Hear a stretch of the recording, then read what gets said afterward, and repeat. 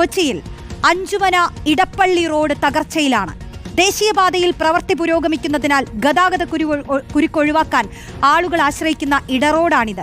തകർച്ചയിലായതോടെ ദുരിതയാത്രയാണ് ഇവിടെയെന്ന് ആളുകൾ പറയുന്നു. സജോ ദേവസ്യ ചേരുകയാണ്. സജോ, ഇപ്പോൾ കൊച്ചിയിൽ തന്നെയുള്ള റോഡിലേക്ക് ഗതാഗത കുരുക്കിനെ കുറിച്ച് നമുക്ക് നന്നായി അറിയാം. അപ്പോൾ ഇതുപോലെയുള്ള ഇടറോഡുകളെ നമ്മൾ ആശ്രയിക്കും, അത് സ്ഥിരമാണ്. പക്ഷേ ആ റോഡുകളുടെ അവസ്ഥ ഇങ്ങനെയാണ്, തകർച്ചയിലായി കിടക്കുന്ന ദുരിതയാത്ര നയിക്കുന്ന ജനം, അല്ലേ?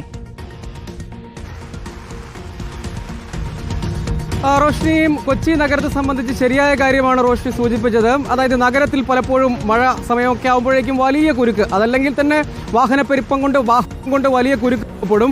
അങ്ങനെ വരുമ്പോൾ സാധ്യമായ ഇടറോഡുകൾ, ഔട്ട്സ്കേർട്സിലുള്ള റോഡുകൾ ഒക്കെ ഉപയോഗിക്കേണ്ടി വരും. അത് കുരുക്ക് കുറയ്ക്കാൻ സഹായകരമായി മാറും. അത്തരം ഇടറോഡുകൾ കൂടി തകർന്നാൽ കൊച്ചിയുടെ കാര്യം പിന്നെ പറയാനുണ്ടോ എന്നാണ്. ഇവിടെ ഞാൻ നിൽക്കുന്ന അഞ്ചുമന ഇടപ്പള്ളി റോഡാണ്. അഞ്ചുമന ക്ഷേത്രം എന്നത് പ്രസിദ്ധമായ ഒരു ക്ഷേത്രമാണ്. ഇടപ്പള്ളി ഒരു പ്രധാനപ്പെട്ട ജംഗ്ഷനിലേക്ക് പോകുന്നതാണ്.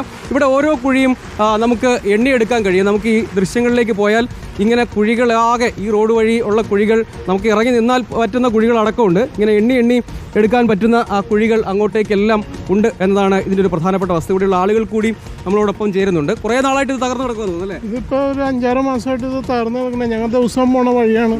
ഇവിടെ ഭയങ്കര ആക്സിഡൻറ്റ് കിടക്കുന്നുണ്ട്. മഴ പെയ്ത് അങ്ങോട്ട് കുറച്ച് നേരം നിന്നാൽ വെള്ളം അങ്ങോട്ട് പൊങ്ങും. റോഡും കുഴി കാണൂല. പിള്ളേർ കൂടുതൽ പാസ് ചെയ്യണ വഴിയാണ് സ്കൂളിലോട്ടൊക്കെ. ആകെ നശിഞ്ഞടക്കാണ് ഈ വഴി. അതാണ് ഇവിടുത്തെ അവസ്ഥ. നമുക്ക് ഈ ദൃശ്യങ്ങളിലേക്ക് കൂടി വന്നാൽ, നമുക്ക് ഇവിടുന്ന് അങ്ങോട്ടേക്ക് നടന്നാൽ ഇതിൻ്റെ അവസ്ഥ ഇങ്ങനെയാണ്. നല്ല മഴയും പെയ്യുന്നുണ്ട്. അതുകൊണ്ട് നമുക്ക് ഈ ദൃശ്യങ്ങളൊക്കെ കാണാം. അങ്ങോട്ടേക്ക് പോയാൽ വലിയ കുഴികളാണ്. അതായത് ഇരുചക്ര വാഹനമൊക്കെ ആയിട്ട് വരുമ്പോൾ വലിയ പ്രയാസമാണ്. ഭയങ്കര പിള്ളേർക്ക് ഭയങ്കര കാലത്തൊക്കെ മഴ പെയ്ത് കഴിഞ്ഞാൽ ഭയങ്കര മോശമാണ് ഈ വഴി.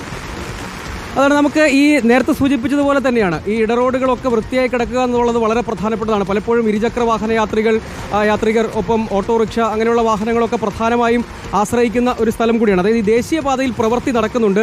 സർവീസ് റോഡിൻ്റെ അടക്കം പ്രവൃത്തി കാര്യമായി നടക്കുന്നുണ്ട്. അങ്ങനെ വരുമ്പോൾ ആ പ്രവൃത്തി പുരോഗമിക്കുമ്പോൾ ഗതാഗത കുരുക്ക് കാര്യമായി തന്നെ ഉണ്ടാകും എന്താണ് ഒരു വസ്തുത. അപ്പോൾ അതിനെ മറികടക്കാൻ ആശ്രയിക്കുന്ന പ്രധാന ഒരു പാതയായി പലപ്പോഴും ഈ കുരുക്കിൻ്റെ സമയത്തൊക്കെ വരും. പക്ഷേ അതിൻ്റെ അവസ്ഥ ഇതാണ്. സ്വാഭാവികമായും ഇവിടെയും കുരുക്ക് രൂപപ്പെടും. കാരണം ദേശീയപാത വഴി കടന്നു വരുന്ന വാഹനങ്ങൾക്ക് ഈ ഇതുവഴി പോകേണ്ടി വരും. നമുക്ക് ഇവിടെ ഇങ്ങനെ എണ്ണിയാൽ തീരാത്ത കുഴിയുണ്ട് എന്നാണ് വസ്തുത. ഇങ്ങോട്ടേക്ക് വന്നാലും ഞാൻ കുറേയധികം കുഴികൾ ഇവിടെ കാണിച്ചു തരാം. ഇത് കുറേയധികം ദൂരമുണ്ട്. പക്ഷെ നമുക്ക് ചുരുങ്ങിയ സമയത്തിനുള്ളിൽ നമുക്ക് ഇതിൻ്റെ ഒരു പരിതാപകരമായ അവസ്ഥ കാണാം. ഇവിടെയൊക്കെ കണ്ടോ, ഇതിൽ വെള്ളം നിറഞ്ഞാൽ, ഈ കുഴിയിൽ വെള്ളം നിറഞ്ഞാൽ ഇവിടെ ഒരു കുഴിയുണ്ട് എന്ന് ഇരുചക്ര വാഹനയാത്രികർക്ക് പലപ്പോഴും തിരിച്ചറിയാൻ കഴിയില്ല എന്നതാണ് വസ്തുത. ഇവിടെയും സമാനമായ സ്ഥിതിയാണ്. ഇതുപോലെയുള്ള കുഴികളാണ് ഈ പാതയിൽ ഉടനീളം നമ്മൾ പരിശോധിച്ചാൽ കാണാൻ കഴിയുക. ഇവിടെയും സമാന അവസ്ഥയുണ്ട്. ഈ പ്രദേശങ്ങളൊക്കെ നമുക്ക് കാണാം. ഇതിൻ്റെയൊക്കെ അവസ്ഥ ഇങ്ങനത്തെ കുഴികളാണ് ഭൂരിഭാഗം ഇടങ്ങളിലും. അത് ആളുകൾക്ക് എത്രത്തോളം, അതായത് നഗരത്തിലെ ഗതാഗത കുരുക്ക് കുറയ്ക്കാനുള്ള പലപ്പോഴും ഗതാഗത പരിഷ്കരണങ്ങൾ നടപ്പിലാക്കും,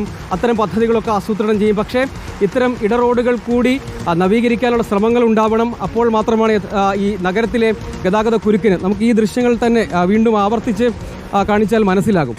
അപ്പോൾ ഈ ഗതാഗത കുരുക്ക് നീക്കാൻ ഈ പല പദ്ധതികളുമുണ്ട്. അപ്പോൾ അക്കൂട്ടത്തിൽ പ്രധാന പരിഗണന വേണ്ടതാണ്. ഇടറോഡുകളൊക്കെ വൃത്തിയായി കിടന്നാൽ, ഭംഗിയായി കിടന്നാൽ ആ വാഹനങ്ങൾ നഗരത്തിലെ പ്രധാന റോഡുകളിലേക്ക് പ്രവേശിക്കില്ല. അങ്ങനെ വരുമ്പോൾ ആ കുരുക്ക് ഒഴിവാക്കാൻ കഴിയും. അതും അധികൃതരുടെ അടിയന്തര ശ്രദ്ധ പതിയേണ്ട. തീർച്ചയായും സജോ പറയുന്നത് പോലെ അധികൃതരുടെ അടിയന്തര ശ്രദ്ധ പതിയേണ്ട വിഷയമാണ്.